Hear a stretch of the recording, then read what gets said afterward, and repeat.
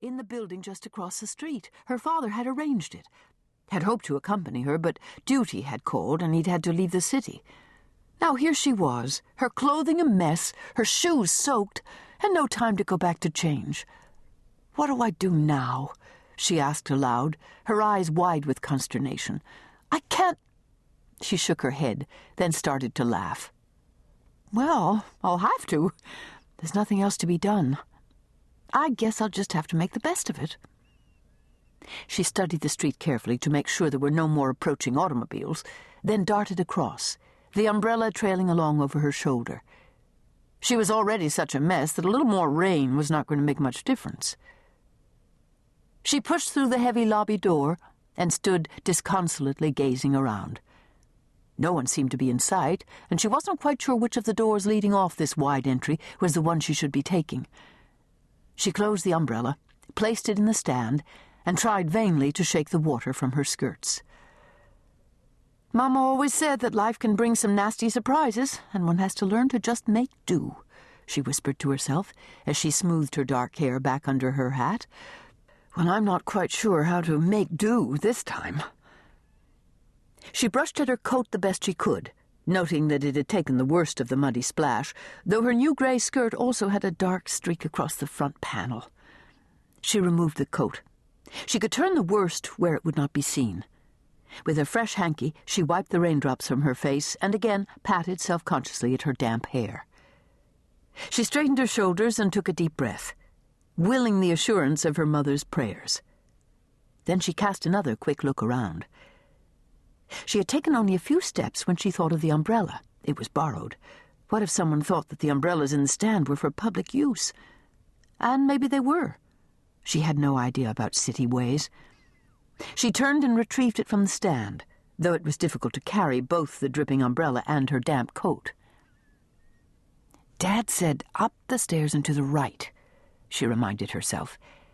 "The man's name is Kingsley, Arthur Kingsley, but I need only remember Mr. Kingsley. Sir." She forced another smile and squared her shoulders. It was indeed an adventure, just as her father had said. She cast a rueful look downward and determinedly climbed the last step and turned to her right. "Dad said there is a receptionist. I am to speak with her. Introduce myself and tell her my business." She grimaced and moved the coat in an attempt to cover the front of her skirt. What would the lady think about her appearance? "I do hope she has a sense of humor," she muttered. She found the room at the end of the hall and hesitated only a moment before entering at the sign's invitation. "Arthur Kingsley and Associates. Please come in." There were a number of people in the room. Desks lined one full wall, and at least a half-dozen women were bent over typewriters as fingers beat out rhythms on the black and white keys. In a row of chairs near the door, other individuals waited, shifting impatient feet this way, then that, seemingly intent on catching the nearby receptionist presiding at the desk. The papers stacked about her nearly obscured the sign that read, "Miss Stout, Receptionist." The young girl breathed a relieved sigh, then could not hide another smile as she moved toward her. The middle-aged woman who bore the name of Miss Stout was as thin as a cattail reed. "Yes?" said the woman, without even glancing up from her papers. The solitary word caused all heads in the room to lift and concentrate on the lone figure near the desk. The girl felt a moment of panic, then cleared her throat, managed a weak smile, and spoke with more confidence than she felt. "I am Christine Delaney. I have—" For a brief moment the word escaped her. Mentally, she scrambled to save herself a great deal of further embarrassment. "I have an appointment with Mr. Another moment of panic while she tried to think of the name. "Mr. Kingsley, Mr. Arthur Kingsley," suddenly burst from her, and she drew in a relieved breath. The woman frowned. "But I do have a bit of a problem," Christine hurried on, surprised at her boldness. "Just as I was crossing the street here," she waved her hand in the general direction of the offending street, "this car swished by and splashed my skirt. Maybe Mr. Kingsley would prefer that I make another appointment for later, when I look more presentable." Christine faltered to a stop as the woman's frown deepened. Crazy drivers, Miss Stout finally spat out. They should have never been allowed on the streets.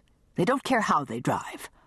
Oh, I've had to jump out of their way 2 mornings in a row, the woman continued, by now thoroughly worked up. And it's not just the puddles. You take your life in your hands. They never should have allowed them. Never. Autos and people just don't belong on the same streets. That's what. All the time she was talking, the woman was stacking and shifting papers with such vengeance that her desk fairly shook. Christine heard a tittering from one of the desks to her left. The woman must have heard it too, for she sent a dark scowl in that direction. Typewriter keyboards began to clack with renewed energy. "Come," said the woman, nodding her head toward Christine as she rose from the desk. "But shouldn't I—" she began, glancing down once more at her skirt. "Mr. Kingsley is a very busy man. He doesn't have time to set up another interview. He wants the matter settled. Today. You'll just have to make the best of it." Make the best of it. Hadn't she heard those words all of her life? Christine shrugged and turned to follow. "And leave your coat and that umbrella over there. We won't have them dripping on the carpet," said the woman curtly, her frown expressing her attitude toward both items as she pointed to the coat tree across the room. Christine obediently hung her new coat beside 4 others, hoping it and her borrowed umbrella would be safe. She meekly followed the rather impatient woman through the massive oak door, glad to be out of sight of the curious eyes.